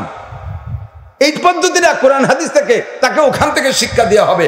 এইভাবে যদি পর্দার পরিবেশ করা হয়, আল্লাহর রহমতে অ্যাক্সিডেন্ট ঘটবে না। কথা বলেন, অ্যাক্সিডেন্ট ঘটবে না। সব অ্যাক্সিডেন্টের মূলে হলো বেপর্দা, সব অ্যাক্সিডেন্টের মূলে কি? বেপর্দা। তাহলে নারীদেরও শিখতে হবে। নামাজের ফরজ 13টা, মহিলাদের পর্দা। এই পাকের মশালাটা বলি, ছোট্ট বাচ্চা, দুধের বাচ্চা কোলে পেশাব করে দেশে কোলে, কাঁথা ভেদ করে যে কাপড়ি লাগছে, কাপড় ভেদ করে গায়ে লাগছে। ছোট্ট 2 বছরের আগ পর্যন্ত মহিলাদের জানা আছে, বাচ্চারা 2 বছরের আগ পর্যন্ত ফেরেশতা, ওকে পেশাব পাক কোষ দিয়ে ফেলাই দিয়ে একটু পানি ছিটিয়ে দিয়ে আল্লাহু আকবার। শয়তান কয় তুই ভর্তি থাক, আর একটার আমি মোতাই আসি, তোরে দিছি শেষ করি, তুই ভর্তি থাক। কতক্ষণ? ফেরেশতা, আরে ফেরেশতা জিবরাইল, ফেরেশতা মিকাইল, ইসরাফিল, আজরাইল। ফেরেশতা যদি তোমারটা দিয়ে পেশাব করে, ফেরেশতা তো পেশাব করে না। ফেরেশতা যদি পেশাব করতো, দেখ আজরাইলের পেশাবে গোষ্ঠী শুধু বাইশে চিনি যেতাম। কারণ আজরাইল আলাইহিস সালাম কতটুক জানেন? আজরাইলের মূল বডি যদি ধারণ করে, সারা দুনিয়ার সম্পূর্ণ পানি আজরাইল আলাইহিস সালামের মাথা ঢেলে দিলে তার চুল বাইয়া মাথার চুলের আগায় আসবে না, তার আগেই শেষ, পানি শেষ।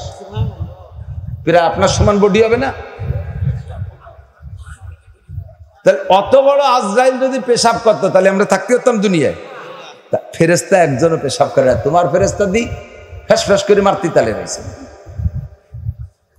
কাজেই যেই পেশাব করে তার পেশাব না পাক। পেশাব কি? একমাত্র একটা প্রাণীর পেশাব শুধু পাক, সে হলো ব্যাং। সে কিনা? ব্যাং। তারও পাকের কারণ কি? ইব্রাহিম আলাইহিস সালামকে নমরুদ যে আগুনে ফেলাইছে, বিশাল আগুন, ফেরেশতারা কয় আমরা নিভেই দেই, আল্লাহ ইব্রাহিম আলাইহিস সালাম কয় তোমরা চুপ করো, আমার আল্লাহ দেখতেছে। কি হতে হবে আল্লাহ বুঝবে না, তোমরা কি আল্লাহ নাকি? আমি আল্লাহকে আল্লাহ কইছি বিদায় আগুনে পড়তেছি, আর তার কারণে যদি আমি পুড়িয়ে শেষ হয়ে যায় তাতে তোমাদের কি? আমি তোমাদের কাছে সাহায্য চাই না। সাহায্য কার কাছে? আল্লাহর কাছে। এর মধ্যে ব্যাং কয় আল্লাহ এই যে আগুন আমার তো সহ্য হচ্ছে না, আমি কি করবো দিদি, আমি কি নিভেই দেবো? আল্লাহ কয় তুই দেখ আগুন দেখছিস, আগুন এই আগুন হলো এক বছর 1 মাস পর্যন্ত শাল কাটা লোহা কাঠ পুরো বাবুল শহরের যত মানুষ ছিল প্রত্যেকের উপরে নমরুদের হুকুম জারি ছিল ডেলি 1 মণ কাঠ কমপক্ষে জমা দিতে হবে, শাল কাঠ লোহা কাঠ। এই কাঠ 1 মাস পর্যন্ত জমা করে কত বড় স্তূপ হয়েছে। 1 সপ্তাহ পর্যন্ত তেল মারছে আর আগুন জ্বালাইছে ফুঙ্কার দিয়ে চতুর্পাশে, তাহলে আগুন উঠে গেছে প্রায় 2 মাইল। ব্যাঙ্গে কয় আমি নিবেই দেবো। আল্লাহ কয় তোমার কাছে দমকল আছে, ফায়ার সার্ভিস আছে? ব্যাঙ্গে কয় আবে দরিয়ারা আগার না তুয়া কাশিদ, আবে দরিয়ারা আগার না তুয়া কাশিদ, হাম্বা কদরে তেশনেগি বায়াচ্ছাশিদ। আল্লাহ তুমি যদি আমারে কইতে ব্যাং এই বঙ্গোপসাগরের পানি সব সেচে ফেলা, এই আরব সাগরের পানি সব সেচে ফেলা, তুমি যদি আমারে কইতে হুকুম করতে, তাহলে আমার তো দমকল না, আমি শেষ পকি দিয়ে আমি যে পেট ভরে খাইয়ে উপরে এনে পেশাব করে দিতাম, আবার যে খাতাম আবার পেশাব করে ডাইলে চেষ্টা তো করতে, তাহলে তাই যতদূর পারি। তা আমি একটুক তো পারি। কয় তা ঠিক আছে পার। ও যাইয়া পানি খাইয়া পেট ভরে লোড দিয়ে টাইম পর্যন্ত অপেক্ষা করলে যখন পেশাব হয়ে গেছে পেটের ভিতরে পানি লাভ দিয়ে জাম করে 3 বার চেরাত চেরাত করে একটু পেশাব করে দিয়েছে। তা তেলের আগুনের মধ্যে পানি পড়লে আরো চেতে, এই চেতাতেও ইব্রাহিম আলাইহিস সালামের ক্ষতি হচ্ছে না। ও পেশাব ব্যাঙের পেশাবে কটটুকু বেঁচাত, কিন্তু ব্যাঙ চেষ্টা করার কারণে আল্লাহ তাআলা ওই ব্যাঙটা ইব্রাহিম আলাইহিস সালামের পক্ষপাতিত্ব করার কারণে অট্টুক খেদমতের বিনিময়ে আল্লাহ কয় তোরে 3টে পুরস্কার। কোন সুবহানাল্লাহ। কয় পুরস্কার? 1 নম্বরে জীবনও তোর পেশাবে কম পড়বে না, 1 রাত্রি পেশাবে কম হবে না। 1 রাত্রি এক ব্যাঙের গায়ে 30 বারও যদি লাথি লাগে 30 বার পেশাব করে। এই কয়বারের পেশাব গুছাইলে ব্যাঙের চেয়ে ওজন বেশি হয়ে যেত। ও ফাঁকে কি একবারও পানি খাইয়ে আইছি? কয় তোর পেশাবে বরকত দিয়ে দিলাম, ওতে কোনোদিন কম পড়বে না। 1। 2 নম্বরে আশরাফুল মাখলুকাত আদম সন্তান সৃষ্টির শ্রেষ্ঠ, তাকে পেশাবো না, এর এদা গেদা বুড়োগুলো যাই হোক তাদের পেশাবো না পাক, তুই ব্যাঙের পেশাব পাক। তোর পেশাব গায়ে লাগলি নামাজ হবে, কোনো অসুবিধে। 3 নম্বর পুরস্কার তোরে সম্মান দিলাম, অনার্থক যেই ব্যাঙে ক্ষতি করে না এইরকম ব্যাঙরে পাড়াইয়ে কুপাইয়ে মারি যদি কেউ ফেলে, খালি খালি মারে, তাহলে তাতে যে গুনাহ হয় ওই লোকটার, এই গুনাহ মোচনের জন্য একটা খাসি জবাই দিয়ে গরিবদের মধ্যে লুটোই দিতে হবে। তোর সম্মান এত দিয়ে দিলাম, একটুক ব্যাং একটুক খেদমতে এত পেয়ে গেছে। তো যেটা বলতে চাইছি সেটা হলো মানুষ ছোট হোক আর বড় হোক পেশাব বলতে না পাক, পেশাব বলতে না পাক। এই মহিলা কাপড় পাল্টাইতে হবে, কাপড় পাল্টাইতে হবে, গায়ে যে জায়গা পেশাবের আঁচ লাগছে সে জায়গা ধুইয়ে তারপরে নামাজে দাঁড়াইতে হবে। ছোট বাচ্চা তো ঘন ঘন পেশাব করে, কয়টা কাপড় পাল্টাবো? না, আপনি পরনের স্বাভাবিক সব সময়ের জন্য একটা কাপড় পরেন, আর নামাজের জন্য আলাদা করে একটা কাপড় রাখেন। ওই কাপড়টা পরে নামাজ পড়ে নামাজের পরে আবার খুলে রেখে দেন, আবার সেই আগের পেশাব করা ময়লা কাপড়টা আবার পরেন, আবার নামাজের সময় পাল্টান। এটা কি সম্ভব না? কথা বলেন সম্ভব না? এই মশালাগুলো জানা দরকার আছে না? কত বলবো, রাতভর বললে শেষ হবে না। এমন ফাংশন ধরছি এক নামাজ জীবন ভরে 12,000 মাসালা। ইমাম আবু হানিফার সময় 2 রাকাত নামাজ পড়তে 12,000 মাসালা লাগে। ইকামতটাই তো জানেন না। ইকামত আমার সাথে মস্ক করবেন। ইকামত প্রথম এক নিঃশ্বাসে 4 বার আল্লাহু আকবার, আল্লাহু আকবার, আল্লাহু আকবার, আল্লাহু আকবার।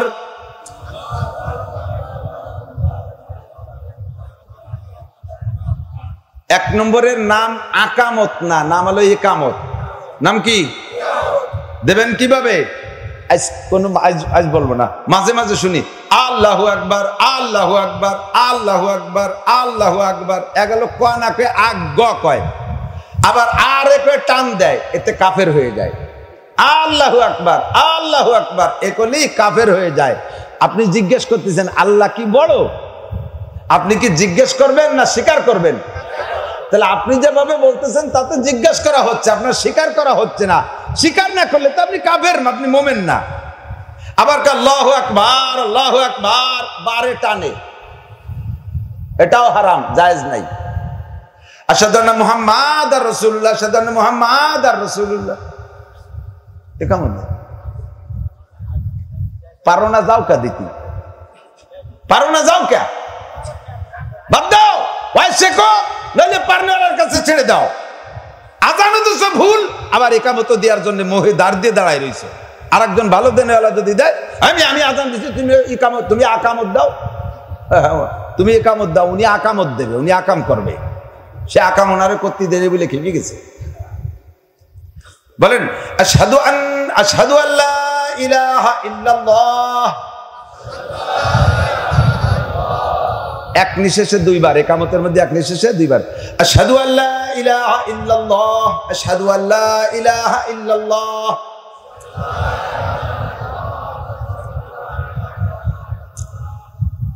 আশহাদু আন্না মুহাম্মাদার রাসূলুল্লাহ, এর মধ্যে টান হয়ে গেছে শুনছি, আশহাদু আন্না মুহাম্মাদার রাসূলুল্লাহ। এই পুরনো অভ্যাস ছাড়া বাড়ি কঠিন।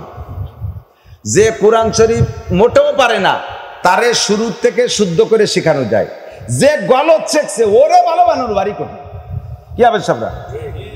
যার গলত ছিয়া হয়ে গেছে তারে শুদ্ধ করে জম্মের কঠিন। সে যদি মাওলানা হয় তবু তারে ভালো বানানো যায় না।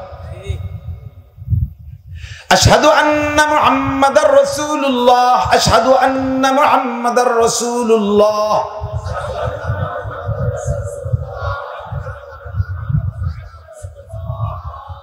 ঠিক আছে?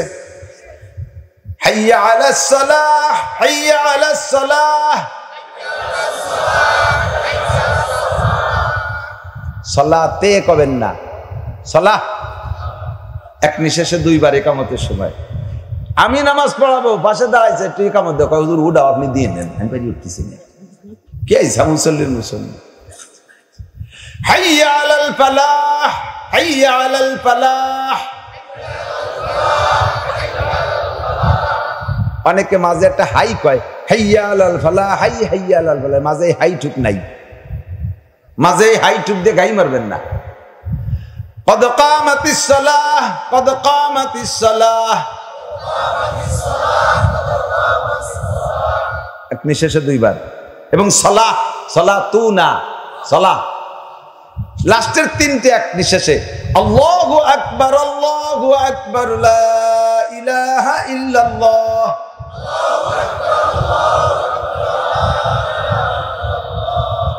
থ্যাংক ইউ, ধন্যবাদ। আমি আল্লাহর কাছে গভীর বিশ্বাস রাখি, আজকের এই ইকামতের প্রশিক্ষণের কষ্ট, কিসসা কাহিনী আর গজলের আর মিঠে ওয়াজের 100 বছর ওয়াজের চাইতেও বেশি দামি। যদি দুইটা মানুষ ইকামত শুদ্ধ করে শিখে নিতে পারে, আমি সফল, এরাও সফল। কালেকশন মাদ্রাসা না হলেও এই সফলতায় আল্লাহ তাআলা আসমানি রহমত আর বরকত এই মহিলা মাদ্রাসায় দিয়ে দেবে। আজকে এদের ওসিলা একটু মাহফিলি বসছেন আর এত কথা শিখতে পারলেন, ঠিক কিনা? খুশি আছেন না? আলহামদুলিল্লাহ। এবার ইমাম সাহেবের পিছনে নামাজে দাঁড়াইছেন, দাঁড়ানোর সময় পার গুড়া মিশাই দিয়ে পাউরে এরকম ভাগ করে দিয়ে দাঁড়ায়, বেশালের মাথা কিবলামুখী, মানে পুরো বডি কিবলামুখী হতে হবে। পাউরে যদি এইরকম দেন তাহলে পাউ দুইজনটা খুলে ছাড়িয়ে দেন দিয়ে কিবলার দিক যায় নাকি?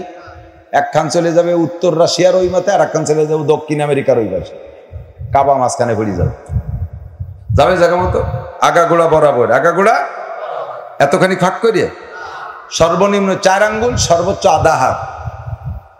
দুটো অপশন রাখছে কেন? মূল হলো 4 আঙ্গুল, আধা হাত রাখছে কেন? সকলের বডিতে একরকম নাকের রান মোটা থাকতে পারে, তাদের এমনিতেই ফাঁকা হয়ে যাবে, ঠিক না? নামাজ কয় ওয়াক্ত? ফজরে কয় রাকাত? ফজরে 2 রাকাত, 2 রাকাত সুন্নাত, 2 রাকাত ফরজ।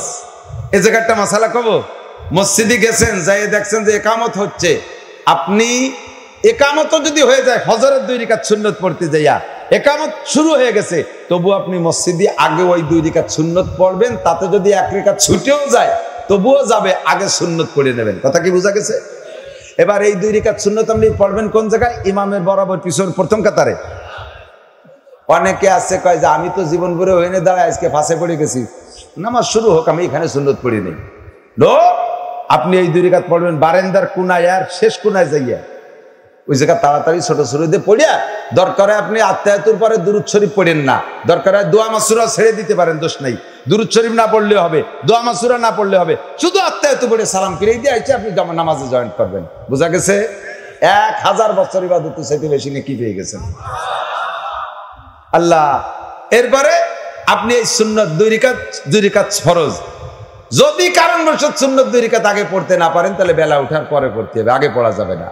বেলা ওঠার পরে তো নানান ঝামেলা যদি না হয়, হ্যাঁ এরকম রিস্ক থাকলে আপনি পড়ে নিতে পারেন, এরকম রিস্ক ঝুঁকি থাকলে পড়ে নিতে পারেন। তবে খালি আপনি আগে পড়িয়ে নিয়েন না। জোহরে 10 রাকাত, জোহরে কয় রাকাত? 10 রাকাত। অনেকেই জানে না বিধায় আমি বলতেছি রে বাপ, আমি তো জানি, অনেকে জানে না। ফরজের আগে 4 রাকাত সুন্নাত, ফরজ 4 রাকাত, পরে 2 রাকাত, এই 10 রাকাত। জুমুদ্দিন কয় রাকাত? জুমুদ্দিনও 10 রাকাত। জুমুদ্দিন কয় রাকাত? 10 রাকাত। 12 রাকাত 14 রাকাত না, জুমুদ্দিন মূল নামাজ 10 রাকাত। কবলাল জুমা আগে 4 রাকাত, জুমার ফরজ 2 রাকাত, বাদাল জুমা 4 রাকাত। এরপরে আপনি 2 রাকাত 10 রাকাত 2 রাকাত করতে পড়তে আসর পর্যন্ত ভরি ফেলেন, তাতে আপনার ঠেকাবে না। মূল এই 10 রাকাত। কথা কি বোঝা গেছে? তাহিয়াতুল মসজিদই পড়েন, মসজিদে যাই এখানে বসে গল্প সল্প করে, এরপরে তাহিয়াতুল মসজিদ। ওক্ত নাই, তাহিয়াতুল মসজিদ পড়ার নিয়ম মসজিদে বসার আগে। তাহিয়াতুল ওযু, ওযুর যে 2 রাকাত পড়েন, ওযুর পানি গায়ের থেকে শুকানোর আগে মুছে ফেলেন, দোষ নাই। কিন্তু আন্দাজ যেই পানি যদি না মুছতাম কতক্ষণ থাকতো, অতক্ষণের মধ্যে পড়া সুন্নাত। বুঝা গেছে? আসরে 4 রাকাত, মাগরিবেতে 5 রাকাত, ইশায় 9 রাকাত। ইশায় এই হলো মূল নামাজ চলে গেলে। এরপরে আপনি যা পড়বেন সব নফল, পড়লে নেকি আছে, না পড়লে গুনাহ নাই। কথা কি ঠিক আছে? এরপরে আপনি এদিক তাকান, ইমামের পিছনে জামাতে নামাজ পড়বেন, ইমাম সাহেব আল্লাহু আকবার বলবে, আপনাদেরও আল্লাহু আকবার বলা ফরজ। প্রথমবার আল্লাহু আকবার বলা কি? তবে এই আল্লাহু আকবার বলতে যে জানি ইমামের আগে আপনার বলা হয়ে না যায়। ইমাম বলছে আল্লাহু আকবার, সে একটু টানিয়ে দিয়েছে আর আপনি খাটোরে মারি দিয়েছেন আল্লাহু আকবার। ইমামের আগে আপনার বলা হয়ে গেছে, নামাজ সহি হবে না, বাতিল হবেই না নামাজ। ইমামের হয়ে যাবে, আপনার হবে না। কতক্ষণ এই মাসালাগুলো জানা। এরপরে উঠতে বসতে রব্বানা লাকাল হামদ, সামি আল্লাহ, আল্লাহু আকবার, এগুলো সুন্নাত। ওগুলো ছুটে গেলেও নামাজ হবে। ফরজ। ছানা বানবেন কিভাবে? পেটের উপরে এরকম ধরে। কিভাবে? আমি একটু দাঁড়াই দেখাই। আল্লাহু আকবার বলে এইভাবে ধরে ছেড়ে দেবেন নরমালি, আর হাতের সম্পূর্ণ আঠাটা ছেড়ে দেবেন, যে জায়গা এর নাম, এটা হলো সুন্নাত। ধরে এর মধ্যে হবে না। আর ওই যে আর এক গল্প বই পড়বার, সেগুলো তো আম্মাবাদ।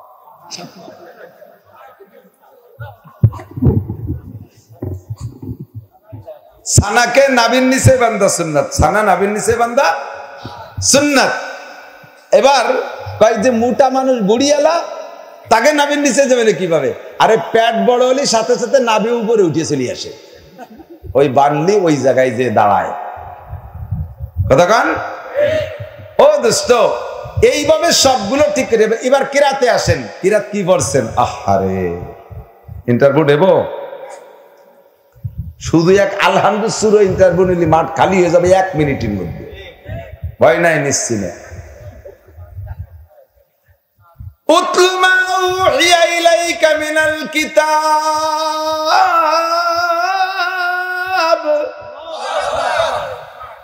ওয়ারাতিলিল কুরআনা তারতিলা।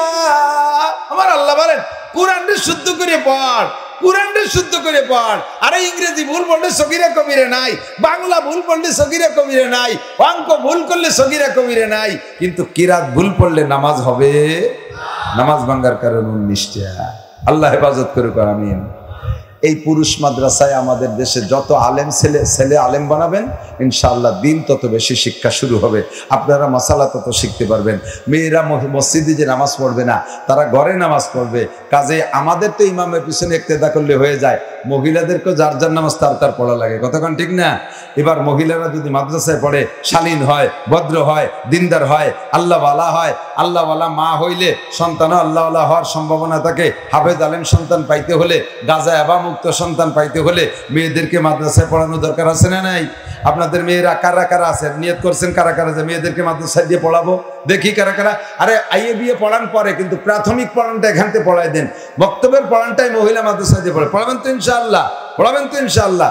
এই যে ছোট ছোট বাচ্চারা যারা বিয়ে করে নাই, ওরাও মাইয়ে পড়াবে বলে নিয়ত করে বেলাইছে। হ্যাঁ ইনশাআল্লাহ, হলি যেদিন হবে তো একদিন ইনশাআল্লাহ। এই তো ঠিক আছে, একদিন তো হবে ইনশাআল্লাহ। সেই দিনের নিয়ত আছে তো ইনশাআল্লাহ। আল্লাহ কবুল করুক, বলেন আমিন।